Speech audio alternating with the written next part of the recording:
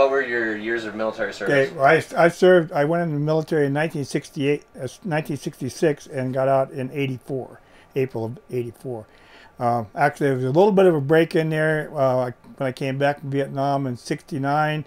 I was still in the service until '72. I took a break from '72 until about June of '73. I couldn't handle civilian life. Things were just, I mean, because of the way they were treating veterans when we came back from Vietnam, I had a hard time. I went through 18 jobs in less than 6 months. My wife was really upset about what was going on. I told her, I said, well, my answer to the whole solution is I'm going to go back in the military. So I went back into the Air Force and in Minneapolis, and served the Air National Guard there for 4 years.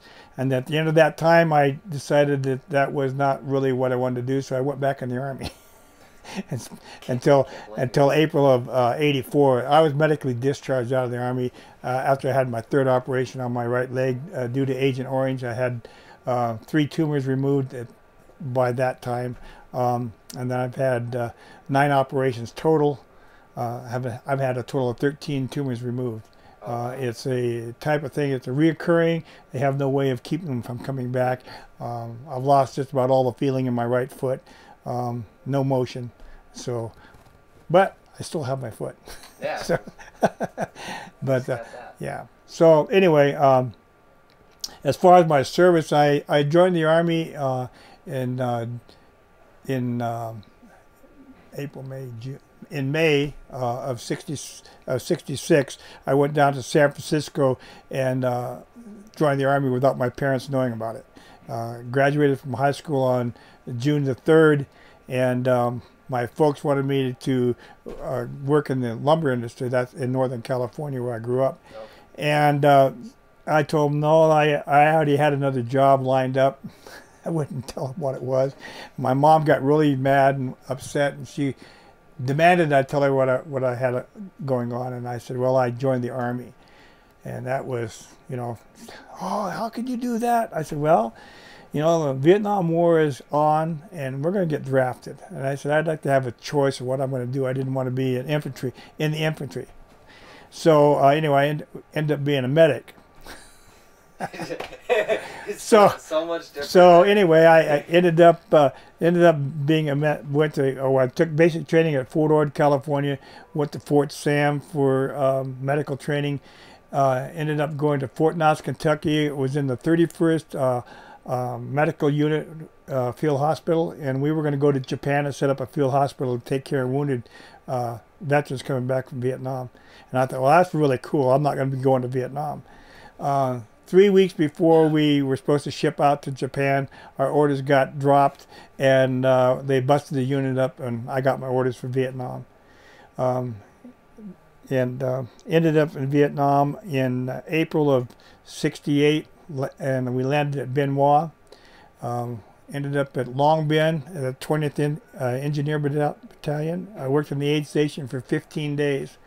Came down on orders to go to Bin Cat. 31st Combat Engineer Battalion.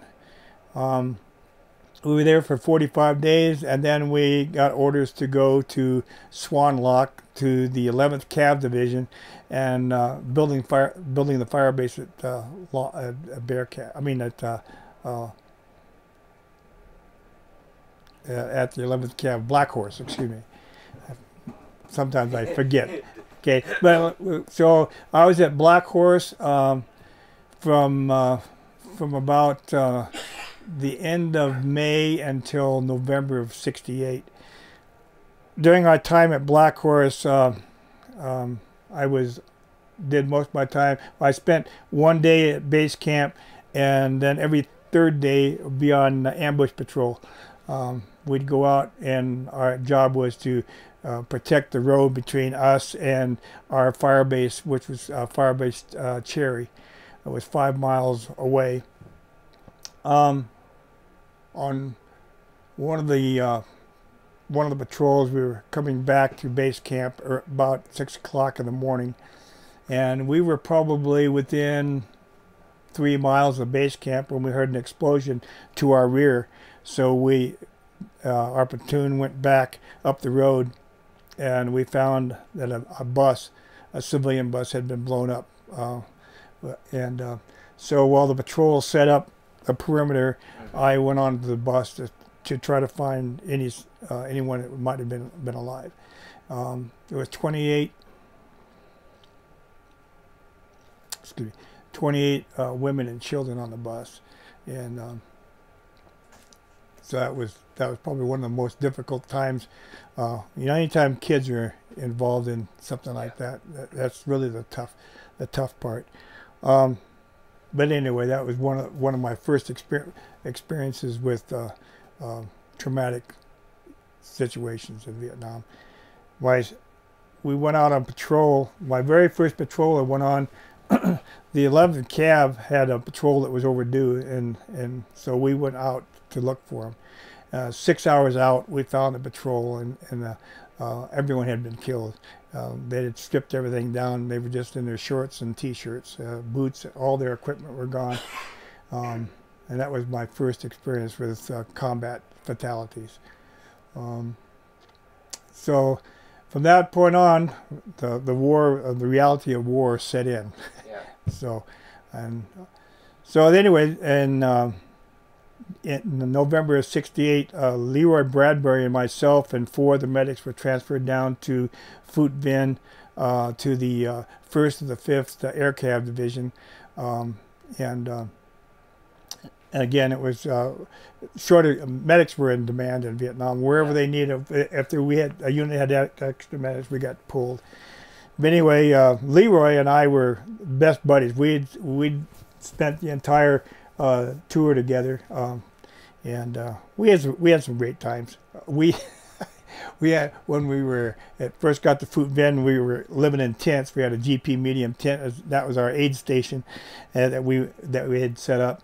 And I don't know how or where this monkey came. We had a spider monkey that we had, and we had it on a collar, and we had it on a wire so it could run throughout the tent. And he didn't like colored people. Whatever, and maybe I shouldn't say this on camera, I don't know, but anyway, anytime a colored guy would come into the aid station, he'd crap in his hand and he'd throw it at him, And anyway, the word got back to the company commander that we had this monkey down there, and we had to get rid of the monkey. And then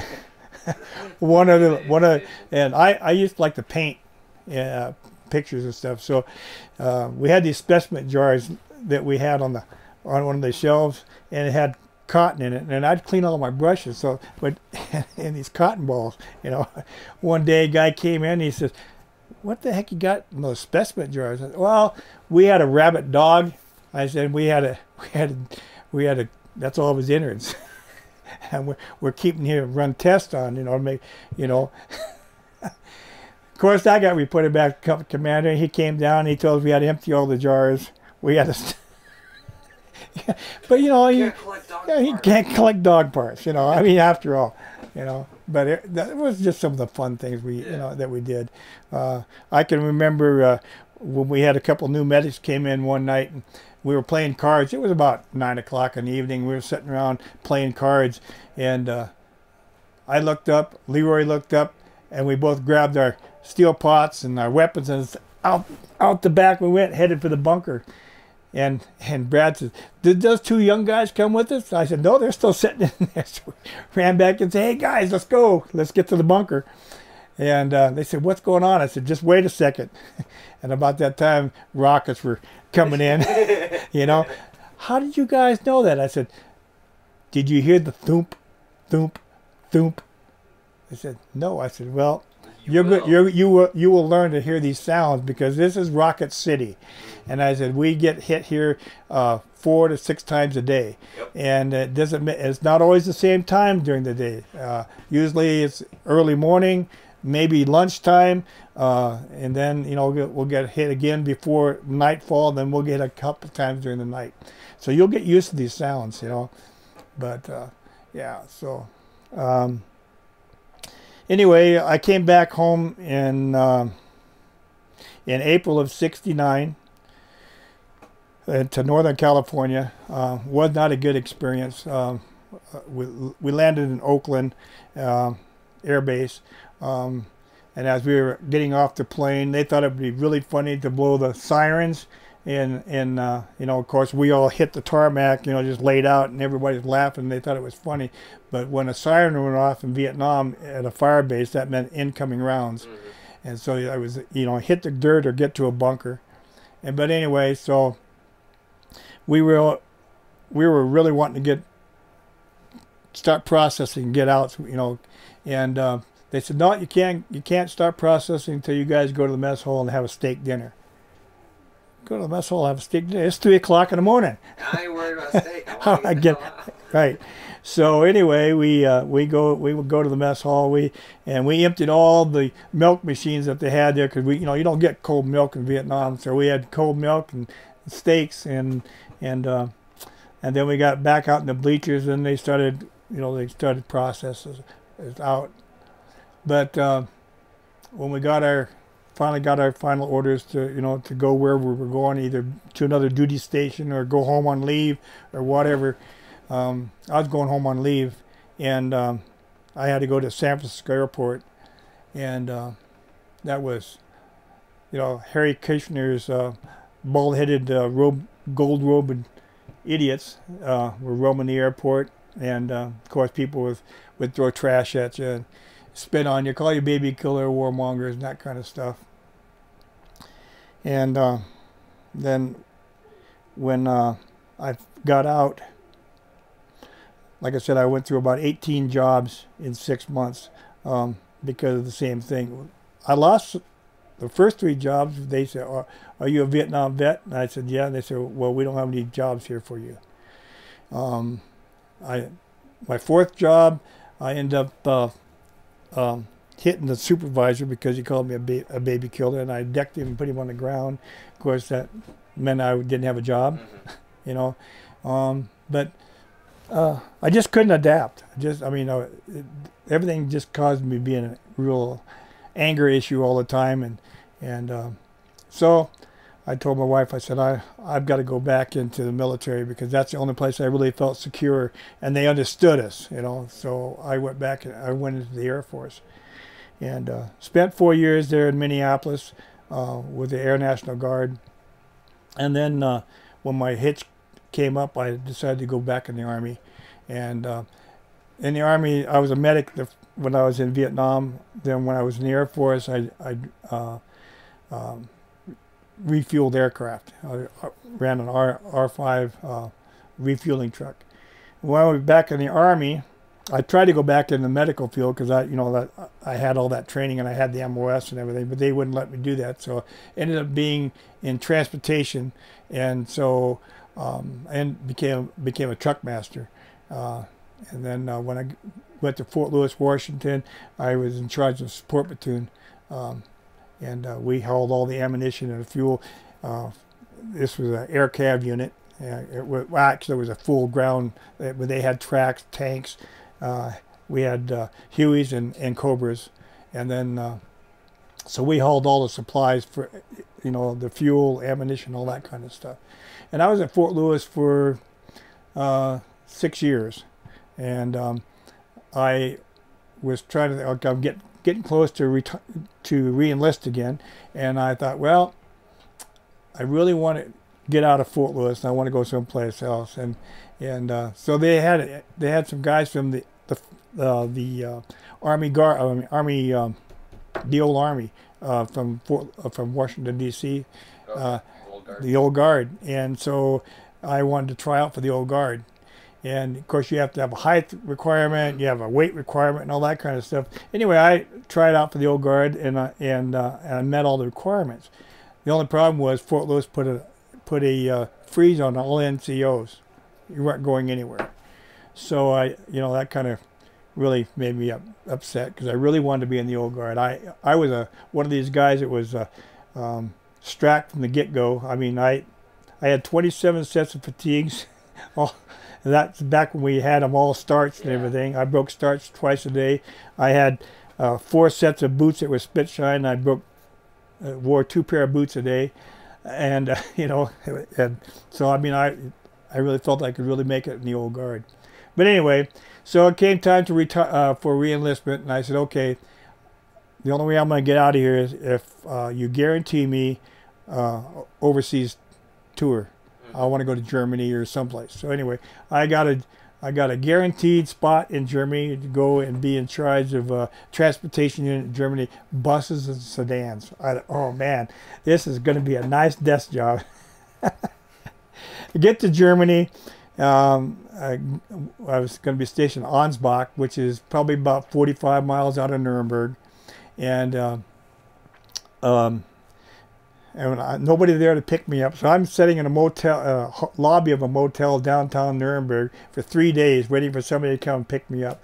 Nobody comes, picks me up, and this staff sergeant happened to be in the lobby. He says, "Where are you heading?" I said, "Well, I'm supposed to be in Ansbach." He said, "Well, I happen to be stationed there. I'll take you to Ansbach." So we got to Ansbach and went into S4, and I said, "Hey, I'm reporting in. I'm supposed to be here to be in charge of transportation for the community." And they said, "Well, no, your orders have been pulled." I said, "My orders have been pulled?" I said, "This is a guaranteed assignment." And they said, "Well, a sergeant major has profiled your records, and you are now going to be with the 1st of the 37th Armored Battalion, and you're going to be the platoon support platoon sergeant." I thought, oh great, now I'm going to be in the Armored Battalion, and I'm going to be running a bunch of trucks and stuff, So yeah, anyway, it got crazy. And but one nice thing about one really nice thing that I enjoyed when I was in Germany was that they had a rodeo team in Europe. Matter of fact, all the military concerns had rodeo teams, and they competed from like May until October, and we traveled all over Europe putting on rodeos. We'd leave on a Friday afternoon. We'd get there wherever it was at. We'd set up this portable rodeo arena, and they had all the livestock and everything there, and we'd put on 2 shows on Saturday and 2 shows on Sunday. We'd tear everything down, load it up on trucks, and then go to our next town, And so the next week we'd go and do the same thing, and so that was really a cool experience. I was in human resources as well. I was a support platoon sergeant, but then when I had my 3rd operation on my foot, they gave me a P3 profile, so I couldn't wear combat boots. So they gave me an extra duty equal opportunity NCO, drug and alcohol NCO, and Neo NCO. Drug and alcohol, you all know what that is. I had to surprise everybody about every 3 months, walk in and say, "Okay, guys, it's time to do your test." Right. And then, let me stare at yeah, equal opportunity NCO. Anybody that had a complaint, I'd have to, check out. Mostly it was all racial stuff. And so anytime a complaint came in, I had to go research it all and make sure that the complaints were valid and all that kind of stuff, and fill out all the paperwork. And if it was a valid complaint, then, I had to go through, chain of command and, all that kind of stuff. And then the NEO program, I was in charge of setting up, making sure there was road maps to all the guys who lived off the concerns, so that the civilian, their wives and kids, would come to a certain point when we had alerts, and I would have to check and make sure that everybody had checked in. If they weren't checked in, I had to send people out to make sure that they could get there or whatever. And so my job was to make sure that all the civilian population was going to be get to airports and stuff and get out. So that was my big job. And when I took the job, when they gave me the job, there was no SOPs for any of them. And the sergeant major, he had my number, and he told me, "I want these SOPs on my desk in 30 days." So I had to write up SOPs for the entire battalion, all the companies and everything, and make sure they were all done.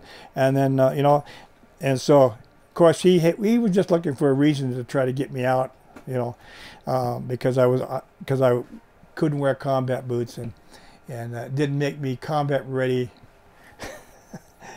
So anyway, long story short, I ended up going back to Nuremberg after I had my 3rd operation. I had talking to the doctor and said, look, I got a sergeant major who wants to put me out of the Army, you know, and if I'm going to be put out, I want you guys to put me out of the medical.